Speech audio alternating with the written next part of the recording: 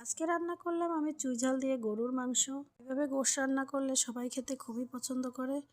তবে আজকে স্পেশালি রান্না করেছি এটা আমি আমার ছোট ভাইয়ের জন্য। অনেকদিন পর এসেছে বোনের বাড়িতে, সেখানে ওর পছন্দের কিছু পাবে না, এটা তো হয়ই না।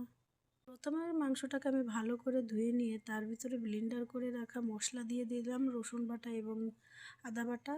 তার মধ্যে এক এক করে হলুদের গুঁড়ো, মরিচের গুঁড়ো, লবণ এবং তেল দিয়ে ভালো করে আমি মাখিয়ে নিয়েছি এবং ম্যারিনেট করে রেখেছিলাম অনেকক্ষণ, আধা ঘন্টার মতো। তারপরে আমি বসিয়ে দিয়েছি চুলায়। একদিকে মাংস বসিয়ে দিয়ে অন্য চুলায় আমি পোলাও বসিয়ে দিয়েছি। পোলাওটাকে আমি ভালো করে কষিয়ে নিয়ে তার মধ্যে পানি দিয়ে অন্য চুলায় গোশের তরকারিটা আমি নাড়াচাড়া করেছিলাম। পোলাওর মধ্যে এইভাবে গাজর কুচি করে দিলে আমাদের ঘরে সবাই খুবই পছন্দ করে। আর চুই ঝালটা এদিকে চুই ঝাল দেওয়ার সময় হয়ে গেছে, এই কারণে আমি চুই ঝালটা রেডি করে নিচ্ছিলাম। সুন্দর করে কেটে তারপরে আমি রেডি করে নিয়েছি রসুন এবং চুই ঝাল। রসুন এবং চুই ঝাল দেওয়ার পর আমি সুন্দর করে কষিয়ে নিয়েছি।